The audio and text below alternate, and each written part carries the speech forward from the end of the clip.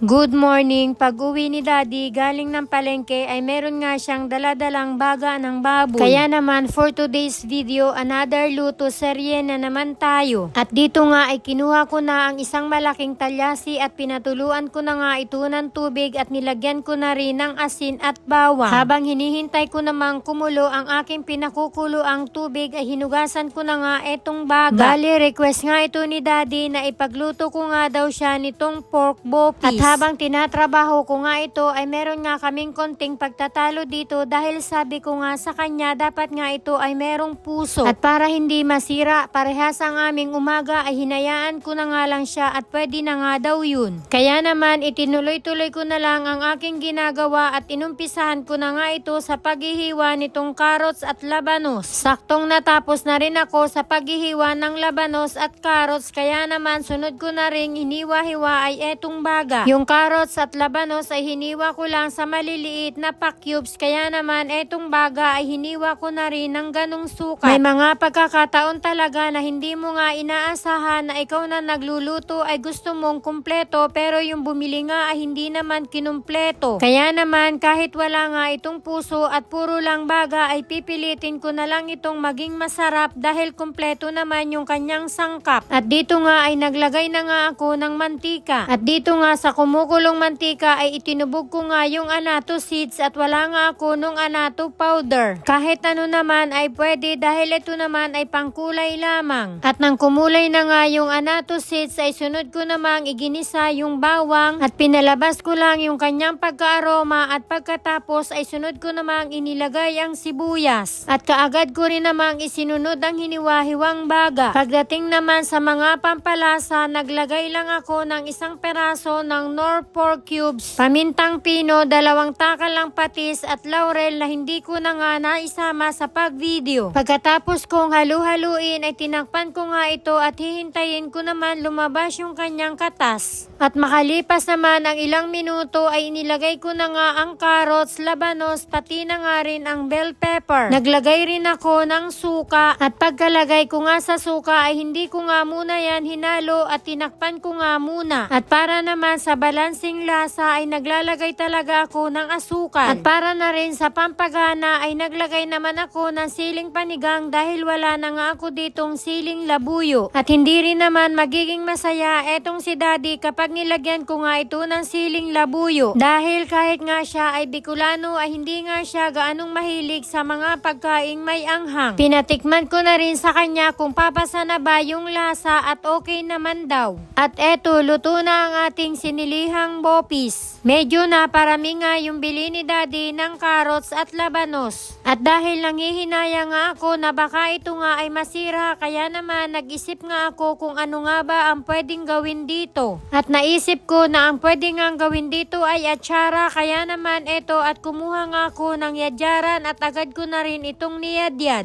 Mahilig din kami sa mga prito lalo na sa pritong tilapia at gustong gusto ko nga na pinapartneran nga ito ng atsara. Dati ang ginawa ko naman ay insaladang labanos at nagustuhan nga yun ni nanay ko. Kaya kapag meron akong mapapagpadalhan ay padadalhan ko nga si nanay ko nito at siguradong magugustuhan niya nga ito. At yun nga daw ipinadala ko sa kanila ang insalada ay ginagawa niya daw ulam. At kahit nga daw walang partner na isda ay pwede na nga rin daw. Pagkatapos ko namang yadyarin ang labanos at carrots, dito naman sa isang malaking bowl ay naglagay lang ako ng 5 kutsara ng asukal, iodized salt, pamintang pino at syempre ang suka. At ang pinaka gusto kong lasa sa atsara ay yung naglalaban ang tamis at asim. At hindi ko nga ito tinigilan hanggat hindi nga nagiging okay yung kanyang lasa. At dito naman sa isang malaking lagayan ay dito ko naman pagsasama-samahin yung labanos, carrots, bell pepper, sibuyas at bawang. Pagkatapos at saka ko naman ibubuhos itong ginawa kong syrup. At nung maibuhos ko nga yung syrup nagulat naman ako dahil napadami nga yung aking gawa. Pero carry na yan dahil mas masarap nga pag medyo may sabaw-sabaw. At panigurado bukas ang ulam namin ay prito. At kung nakarating ka hanggang dulo baka pwedeng paki-comment kung taga saan ka para alam ko kung saan nakarating ang video na to. Thank you for watching. Bye!